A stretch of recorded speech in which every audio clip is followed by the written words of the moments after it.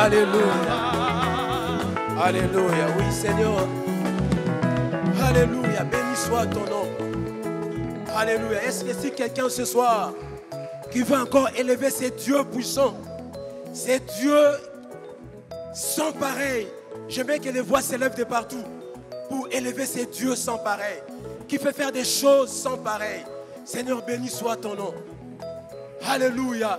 Quelqu'un a chanté, tu es sans pareil. Et tu es sans pareil dans tous les domaines. Et tout ce que tu fais est sans pareil. Voilà pourquoi nous nous assemblons ici. Pour nous recommander à toi, oh Dieu. Pour te recommander notre année, Seigneur. Parce que tu es un Dieu sans pareil. Alléluia, béni soit ton nom, Seigneur. Merci, Seigneur, toi qui nous donnes la vie. Merci, toi qui nous donnes l'être, le mouvement.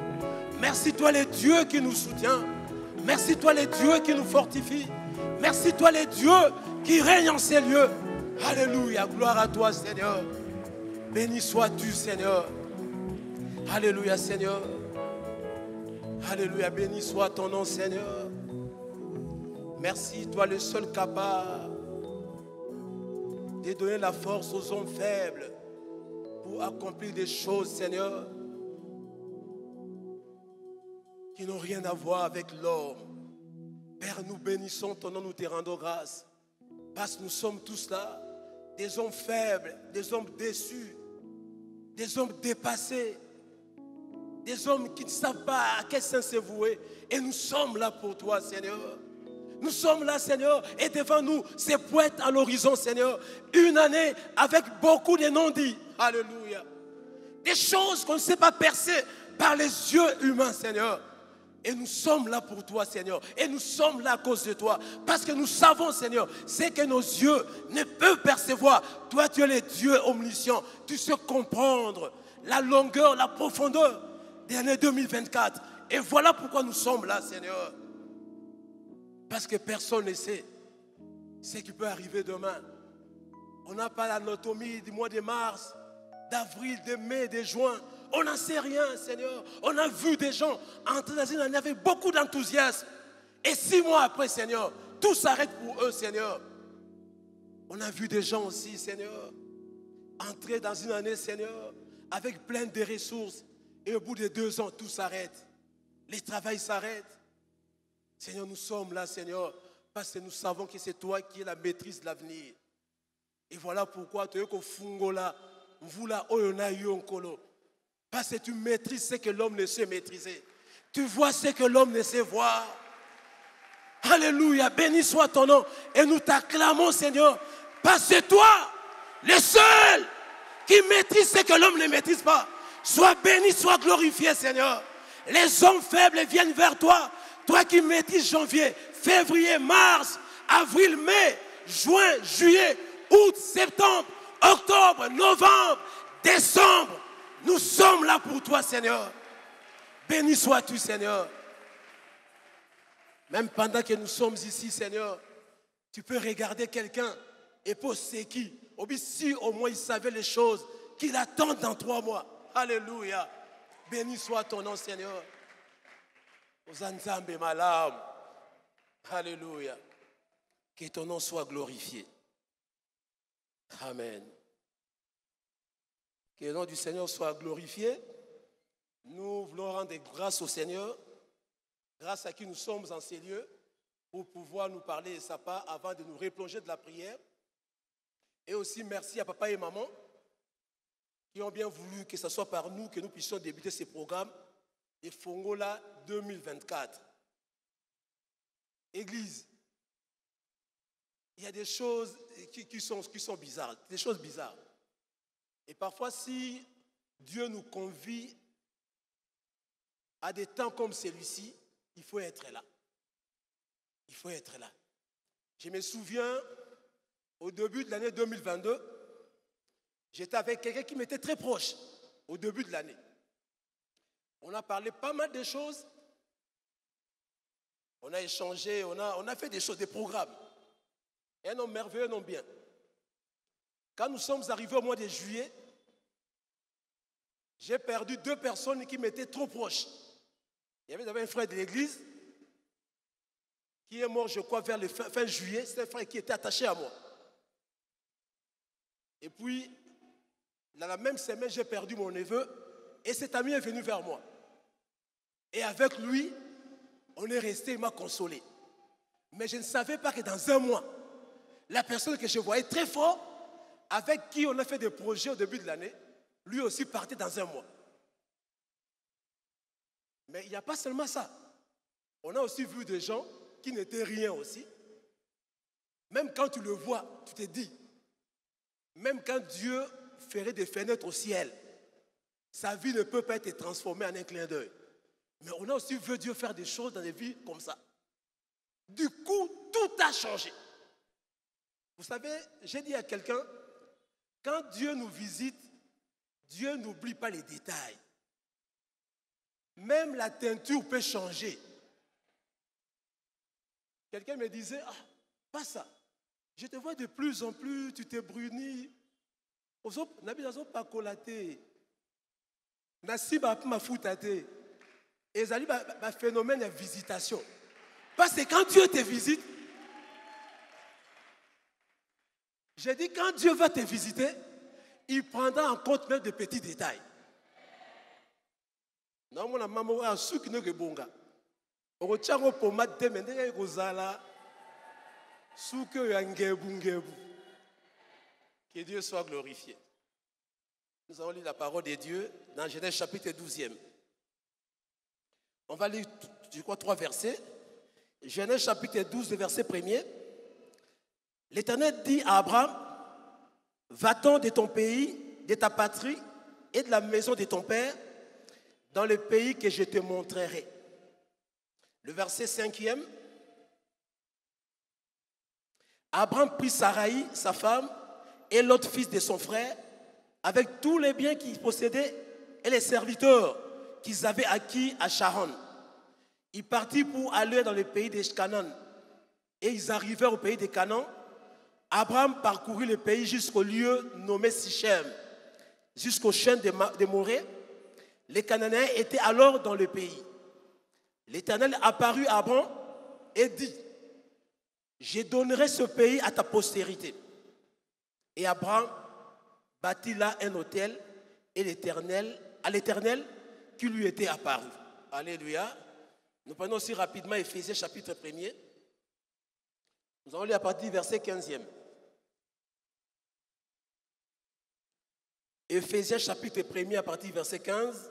C'est pourquoi moi aussi, ayant entendu parler de votre foi au Seigneur Jésus et de votre charité pour tous les saints, je ne cesse de rendre grâce pour vous, faisant mention de vous dans mes prières, afin que le Dieu de notre Seigneur Jésus-Christ, le Père de gloire, vous donne un esprit de sagesse et de révélation dans sa connaissance et qu'il illumine les yeux de votre cœur pour que vous sachiez quelle est l'espérance qui s'attache à son appel, quelle est la richesse de la gloire de son héritage qu'il réserve aux saints et quelle est envers nous qui croyons l'infinie grandeur de sa puissance, se manifestant avec efficacité par la vertu de sa force. Écoutez, il a déployé en Christ en le ressuscitant des morts et en le faisant asseoir à sa droite dans le lieu céleste, au-dessus de toute domination, de toute autorité, de toute puissance, de toute gloire et de tout nom qui se peut nommer, non seulement dans les siècles présents, mais encore dans les siècles à venir. Ainsi dit l'Éternel. Église, j'aimerais au travers de ces quelques minutes nous parler autour de quelque chose que je trouve d'insolite, que personnellement je ne sais expliquer. Si vous prenez le texte de Genèse chapitre 12e, au verset 1er, la Bible dit, Dieu dit à Abraham, je ne sais pas comment ils se sont connus, c'est comme si c'est un verset qui a des non-dits. L'Éternel dit à Abraham, où est-ce qu'ils se sont retrouvés? Dans quel contexte cette rencontre a eu lieu? On voit directement Dieu se met à l'œuvre pour parler. Comme ce qui s'est passé au jour de la création, au premier jour. La terre était informée vide et Dieu a dit. Mais pour bien cerner cet entretien ou cette allocution de Dieu envers Abraham, j'aimerais nous inviter à faire un pas en arrière pour comprendre comment je trouve que la conversation entre Abraham et Dieu, c'est une conversation insolite que j'ai peine à saisir. Quand vous allez dans Genèse chapitre 11e, vers la fin, attendez, je cherche les versets. À partir du verset 31, la Bible dit ceci. Térak prit Abraham, son fils et l'autre fils d'Aaron, fils de son fils, et Sarai, sa belle-fille, femme d'Abraham, son fils, ils sortirent ensemble et durent en Chaldée pour aller au pays de Canaan. Ils vinrent jusqu'à Charan et ils y habitèrent. Les jours de Térak furent de 250 ans et Térak mourut à Charan. Dans ce texte de Genèse chapitre 12e, le Dieu qui apparaît à Abraham, d'abord il trouve Abraham dans une situation très délicate. Abraham est en train de pleurer son père qui est mort. Et Térak qui est mort ici, ce n'est pas n'importe quelle personne. C'est un grand visionnaire parce que c'est lui qui en premier a proposé un voyage vers Canaan à son fils Abraham, à son neveu Lot et à la femme d'Abraham. Donc c'est lui qui a pris l'initiative. Je ne sais pas, sûrement il y avait des informations sur Canaan. Vous savez aussi, quand les gens font l'immigration, sûrement ils prennent le temps de pouvoir s'informer. Parfois il s'est rendu compte que Ur, là où ils habitaient, la vie n'était pas bonne. Et qu'il estimait que si nous allons à Canaan, parfois nous trouverons quelque chose de mieux pour nous, ma famille. Et Térak prend l'initiative et je crois bien que Térak avait suffisamment de ressources pour assurer ses déplacements. Vous savez, quand vous avez un père comme ça, et je crois qu'Abraham, pour le fait qu'il soit marié, c'est qu'il avait de l'âge. Sûrement, il a eu le temps de poser la question à son père. Est-ce que tu as des moyens suffisants devant nous permettre d'atteindre Canaan? Son père il a dit oui, allons-y. Mais fort malheureusement, malgré les bonnes intentions de Térak, malgré sa motivation, malgré son amour parfois à donner une vie meilleure à sa famille, Térak et sa famille n'ont pas foulé les pieds à Canaan. Parce que la Bible dit ceci, Térak et sa famille se sont établis à Charan. Et aussi, ce qui est encore pire, Térak qui avait la vision est mort là-bas. Je me demande quelle n'a pas été la désillusion d'Abraham. Parce que la personne qui connaissait le chemin, la personne qui avait des ressources, c'est lui qui a pris l'initiative de nous conduire là-bas. Il s'est éteint sans qu'on atteigne Canaan. C'est dans ce contexte que Dieu veut trouver Abraham. Qui pleurait non seulement son père, mais qui pleurait aussi des espoirs enterrés. Des espoirs enterrés. Mais ce qui est curieux ici, Dieu vient et fait à Abraham la même promesse que son père lui a faite. Et moi, je me pose la question. Vous savez, des hommes comme nous, même si nous sommes des enfants de Dieu, serviteurs, mais je n'ai rien perdu de mon esprit cartésien. Parce que je suis de ceux-là qui pensent que la foi n'est pas le débranchement du cerveau. Si nous croyons, ce n'est pas qu'on a débranché le cerveau. Et même un prêtre catholique a dit, la foi n'est pas la raison. Mais il faut la raison pour croire. Voyez-vous? La foi n'est pas la raison. Mais je dois avoir des bonnes raisons pour croire. Parce que moi, à la place d'Abraham, j'allais dire à Dieu, comme disent les Kino aujourd'hui, Nzambe vana nwana. De un, Abraham ne connaissait pas Dieu. Mais Abraham connaissait bien son père Térak. Donc quand son père lui disait « allons à Canaan », il avait facile à lui faire confiance parce qu'il connaissait son père. Il le voyait physiquement et il savait que son père pouvait avoir des ressources pour l'amener à Canaan. Mais ce jour-là, il rencontre quelqu'un d'inconnu, Dieu, qui lui dit « ce que ton père n'a pas su te donner, moi je peux te le donner. » Moi, à la place d'Abraham, je dirais à Dieu « démontrez-moi. » Parce que mon père, je l'ai vu. Même l'argent pour acheter des billets pour aller à Canaan, j'ai vu ça de mes yeux. Il est allé dans une agence de voyage, il a acheté des billets, j'ai vu ça. Mais toi, tu feras comment? Et puis, qu'est-ce qui me rassure alors que je ne te connais pas? Que ce que tu dis, ça arrivera. Voilà pourquoi j'ai dit que dans cet épilogue de Genèse 1, c'est comme s'il y a des non-dits. Il y a des choses où sont des choses qu'Abraham a dit, a parlé avec Dieu, que la Bible n'a pas écrite. Je suppose, moi. Mais je crois une chose, que la parole que Dieu libère sur chacun de nous a tout en elle-même. Parce que la Bible dit que toute écriture est inspirée pour convaincre.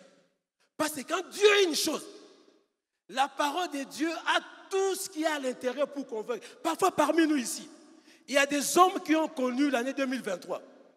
Ils peuvent se dire, j'ai employé tout ce que je peux employer, mais à la fin de l'année, je n'ai rien vu. Et quand on me dit, année 2024, qu'est-ce qui me rassure? Parce qu'à l'année 2023, j'avais reçu des promesses, des prophéties, même des souhaits. Année de bonheur, année de prospérité, année de visitation divine. J'ai reçu toutes ces choses. Mais l'année finie, je n'ai rien vu. Qu'est-ce qui peut me consolider? Que je puisse prendre 3 jours pour refaire les mêmes choses sans que, avant la chose, ça arrivera. Mais ce qui est bien avec Dieu, comme je l'ai dit souvent, dans la parole de Dieu, il y a tout. Et j'aimerais pendant ces quelques minutes nous faire comprendre ce que l'Esprit m'a fait comprendre. Ce qu'Abraham a pu comprendre de ce que Dieu lui a dit. Quand Dieu lui disait, sors, tu iras à Canaan. Qu'est-ce qui a fait qu'Abraham n'a pas pu discuter? Parce que même quand nous sommes ici, il y a pas mal de personnes qui discutent avec Dieu. On m'a dit les mêmes choses toutes les années. On a commencé l'année, l'année est finie. Elle a fini comme elle a commencé. Et nous répétons, c'est comme si nous sommes dans un perpétuel recommencement. Bien aimé, avec Dieu, même quand tu as l'impression que c'est un perpétuel recommencement, les choses bougent en esprit. Il faut croire que si tu ne vois rien, c'est qu'il n'y a rien. Non. Parce qu'avec Dieu, on nous a prêché abondamment ici. Les choses commencent d'abord sur le plan spirituel. Et il faut saisir ce qui est spirituel. Première des choses d'abord, j'ai compris ce que Dieu a fait comprendre à Abraham, que contrairement à son père Térak, moi j'ai toutes les capacités pour faire face à tous les obstacles qui peuvent intervenir sur le chemin. Les pasteurs nous ont dit le dimanche, Dieu est le seul qui veille sur sa parole comme un bon gardien. Il veille. Et puis quand il dit quelque chose sur ta vie, Dieu prend toutes les dispositions. Si jamais il y aura des obstacles au mois de mars, au mois d'avril, la parole que Dieu libère sur ta vie aujourd'hui a pris en compte toutes ces choses. Vous savez, je crois que Térak a été surpris par des imprévus. Soit que l'argent qu'il avait préparé pour faire le voyage s'est avéré insuffisant au niveau des Charonnes. Si bien qu'ils n'ont pas su faire le mouvement vers Canaan. Je ne sais pas. Même lui-même aussi, il n'avait pas de ressources pour se maintenir en vie quand la mort est venue. Mais le Dieu qui parlait à Abraham ici, c'était un Dieu éternel qui n'a pas de fin. Sa vie ne s'arrête pas. Et c'était une grande garantie pour Abraham. Moi qui te parle, contrairement à ton père, ma vie ne s'arrête jamais. Ton père qui avait beaucoup, sur qui tu avais des espérances, a une vie qui a une limitation. Mais moi, je suis Dieu, je suis éternel. Église, le Dieu qui te parle, c'est le Dieu qui maîtrise tous les obstacles de la vie. Et j'aimerais que nous puissions lire quelque chose que lui-même a dit dans Exode. Exode chapitre 23. Exode chapitre 23, verset 20e. Voici, j'envoie un ange devant toi pour te protéger en chemin et pour te faire arriver au lieu que j'ai préparé. Alléluia. Donc Dieu prend des dispositions. Même le chemin que tu vas traverser, même les mois de février, les mois de mars, d'avril et consorts, Dieu a pris des dispositions pour qu'il y ait quelqu'un qui puisse assurer les succès de ton voyage pour toute l'année 2024. Les dispositions ont été prises. Si Terak a pris des dispositions, j'aimerais te dire aujourd'hui, Terak a une vie limitée. Alléluia. Et aussi, les personnes qui t'ont fait des souhaits, années de prospérité, ce ne sont que des hommes. Ils ne sont pas Dieu. Même ton père qui t'a demandé, viens le 1er janvier, je vais te bénir. Il a dit des choses, Dieu te dit, ton père n'est qu'un homme. Donc tu ne peux pas comparer les paroles de ton père avec les paroles qu'il lui prononce dans ta vie. Il dit, je mets devant toi un ange. Et l'ange doit préparer le chemin pour assurer ton voyage. Et avec le temps aussi, dans la Bible, il y a une scène qui s'est passée avec Paul, dans Actes chapitre 27. Paul était en train de naviguer avec plusieurs prisonniers pour atteindre Rome. Et puis si vous lisez le chapitre 27 des Actes, c'est comme un film d'horreur. L'auteur décrit, il dit, il s'est passé plusieurs jours. On ne voyait ni le soleil, ni la lune, ni les étoiles. Au point que nous perdîmes toute espérance de nous sauver. Donc la mort était si présente dans cette barque, au point que tout le monde était conscient que cette eau finira par nous engloutir. Et c'est dans cette confusion-là que Dieu intervient pour parler à son serviteur. Dans Acte 27, il a dit à Paul, il y aurait des pertes qui cèdent du navire. Vous tous, vous atteindrez la terre ferme. Vous savez, quand Dieu parle comme ça, pour ceux qui sont un peu trop réfléchis, Dieu parle, mais quand Dieu parle, les flots sont là. Quand Dieu parle, la tempête est là. Quand Dieu parle, vous êtes menacés de mort. La barque est ballottée de gauche et à droite. Mais Dieu a parlé. Il faut avoir suffisamment de foi pour croire. Et très souvent, quand Dieu parle, c'est comme ça. Quand on voit les choses que Dieu a dites, et par rapport à nos réalités, c'est le jour et la nuit. Mais vous savez comment Dieu garantit sa parole? J'aime ce que Dieu dit dans Job. Job chapitre 28, j'aimerais que nous puissions lire ça. Parce que Dieu te dit, la parole qu'il prononce sur ta vie cette année, elle tient compte de tous les obstacles, de tous les imprévus. Donc, ce que tu vas rencontrer au mois de juillet, rassure-toi, la parole que Dieu a dit sur toi, tient compte de ça. Job chapitre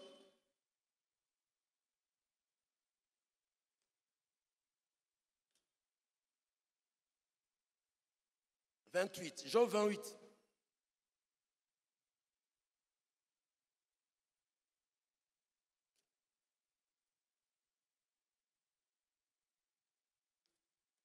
On va commencer par le verset 21.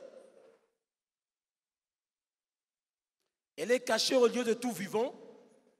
Elle est cachée aux yeux des oiseaux. Le gouffre, verset 24, disons verset 24. Car il voit jusqu'aux extrémités de la terre. C'est Dieu qui voit jusqu'aux extrémités de la terre. Le Dieu qui te parle ce soir, c'est un Dieu qui voit de janvier jusqu'à décembre. Il voit tout. Dans tous les événements, Dieu voit ça. Dieu voit ça. Quand il régla le poids du vent et qu'il fixa la mesure des eaux, en fait, le Dieu qui a parlé à Paul, c'est le Dieu qui a réglé le poids du vent. Donc pour dire, même si tu vends des vents de telle nature, rassure-toi, moi je suis le Dieu qui peut régler le poids du vent. Ce que ma casse n'a diminué en gros. Et j'ai pris Dieu cette année. Quand tu vas rencontrer les vents bizarres dans ta vie, rassure-toi, la parole que Dieu a libérée sur ta vie, Dieu finira par régler le poids du vent. Quand le vent aura le poids, il y a 1000 tonnes, ton Dieu va régler le poids du vent. Et j'ai pris Dieu qu'il en soit ainsi pour toi. Et c'est Dieu qui donne les limites à la mer pour dire qu'aucune mer ne peut t'engloutir. J'ai aimé ce que le pasteur Atom ça dit une fois. Il a parlé aux gens qui faisaient la course. Les gens font la course. Maintenant, toi, tu es le dernier. Mais Dieu t'a dit que c'est toi qui seras le premier. Mais la ligne d'arrivée, c'est là. Dieu est capable de changer position à la ligne d'arrivée. Dieu peut faire une telle chose. Dieu changera la position de la ligne d'arrivée. Parfois, tu te regardes, tu te dis, je suis en dernière position. Bien aimé, la dernière ou la bonne position ne dépend que de Dieu. Un jour, le pasteur Vicky a dit ceci. Notre Dieu est capable de se gagner dans un match. Match ici déjà, mais on a gagné. On a gagné dans le bureau. Lazare a gagné comme ça. Sa vie s'était déjà arrêtée, mais a gagné dans le bureau. Comme on le dit dans les jargons du football. Sur le terrain, tu avais perdu, mais dans le bureau, on t'a gagné. Que Dieu fasse ça pour ta vie. Et Dieu dit à quelqu'un, rassure-toi, tout ce que tu vas rencontrer comme obstacle, il ne sera obstacle à tes yeux, mais Dieu qui voit tout jusqu'à la fin, il sait. Dieu sait qu'au mois de juillet, il y a un chef qui s'élèvera contre toi. Dieu sait ça. Quand Dieu parle, il sait qu'au mois de mars, tu auras des difficultés dans ton mariage. Dieu sait. Donc quand il a parlé, sa parole a tenu compte de toutes ces choses. Alléluia. Et la deuxième des choses, on va prier. Dieu te dit ceci. Non seulement il tient compte des obstacles, mais il t'a aussi rendu capable d'avoir la force dans ta petitesse pour résister aux obstacles. J'aimerais que nous puissions lire un verset ici.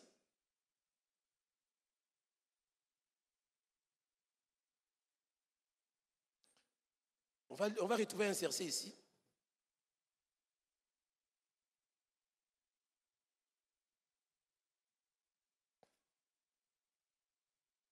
Attendez, je vais devoir retrouver les versets.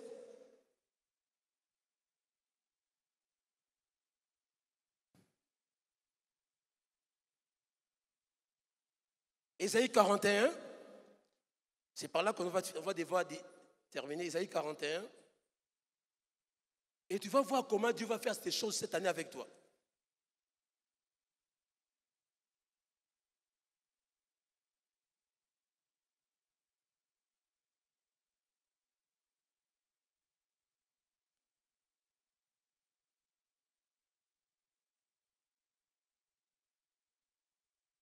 Ésaïe 41, versets 14 à 15.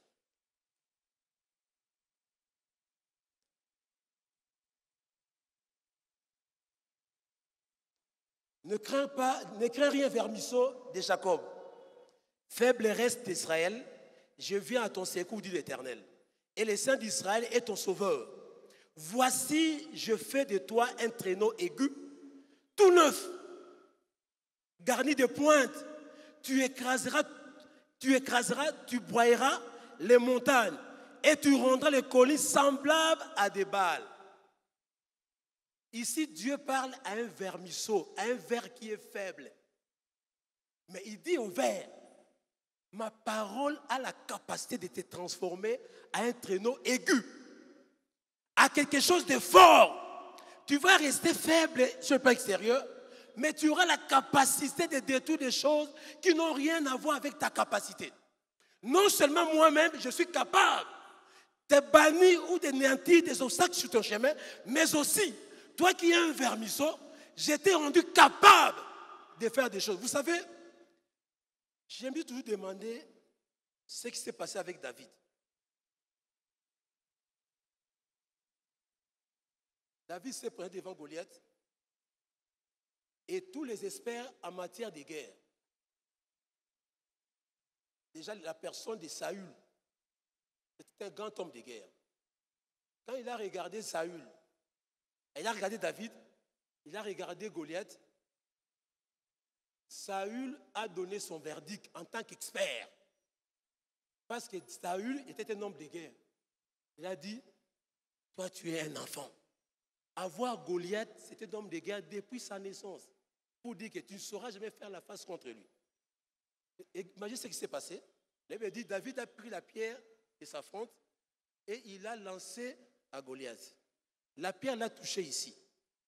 Et toutes les personnes savent, Si tu reçois un coup ici, ce qui est normal, il fait tomber vers la tête, la queue, la nuque plutôt. La Bible dit que Goliath est tombé face contre terre. Je me demande qu'est-ce qui s'est passé. En fait, j'ai aimé ce qu'on a déjà dit. Ce qui s'est passé, c'est quoi? En dehors de Saül, de David qui a fait la chose, il y avait une force derrière qui a accompli le travail.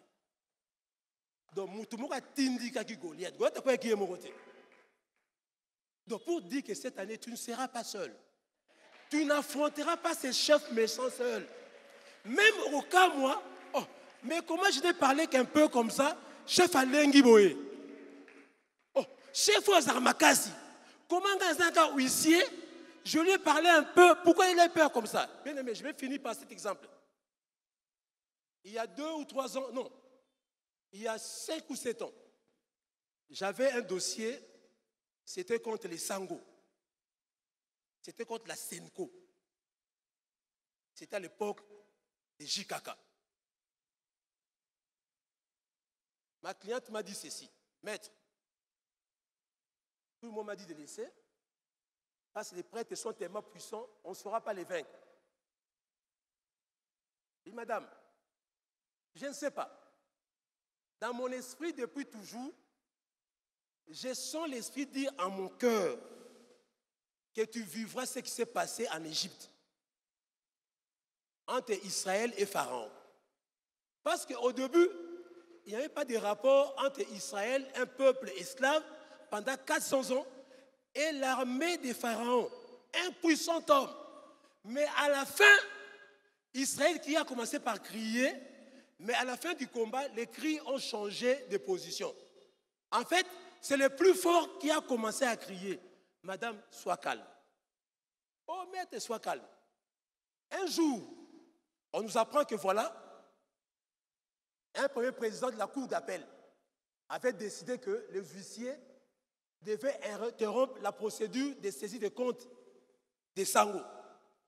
C'est les hauts magistrats qui appellent, il appelle les huissiers à arrêter. Pourquoi? Parce qu'il y a un Sango que vous connaissez qui est passé par là.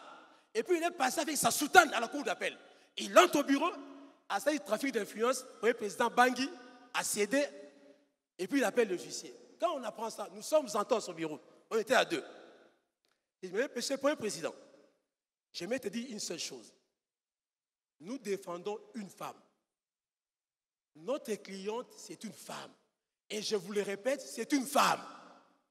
Oh, mais ça fait quoi? Non, je vous dis que la personne que nous défendons, ce n'est pas un homme. Tu m'as envoyé le dossier. C'est une femme. Et pendant que nous sommes ici avec vous, cette femme est à l'extrême diagonale avec vous, au palais de la nation. J'aimerais être sincère, on lui mentait. Comme on a dit dans 1h13, on lui mentait. Mais j'étais rassuré. Mais c'est le premier président, c'est une femme. J'ai vu cette autorité trembler devant moi. Non, maître, asseyez-vous, c'est pas moi qui ai dit ça, c'est pas moi qui ai dit ça. Mais c'est le premier président. Madame Irène est à la présidence. Mais cet homme puissant a appelé.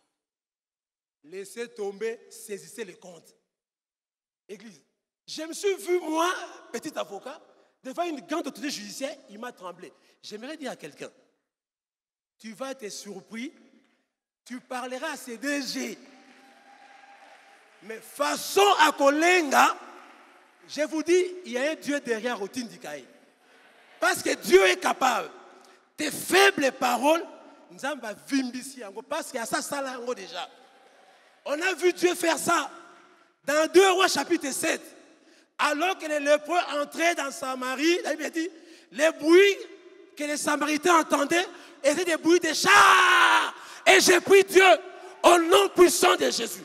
Quand tu parlais aux autorités, qu'ils entendent la voix des chars et qu'ils tombent devant toi, sont debout. Nous allons prier ce soir. Je ne sais pas, parfois tu es découragé. Les choses que tu as vécues l'année passée te découragent ou te rendent incapable de pouvoir encore refaire confiance. Je vous dis ici, pendant ces 3 jours, il y a un Dieu. Crie seulement à ce Dieu-là ton année sera assurée. Parce que Dieu est capable de te parler avec précision comment l'année sera.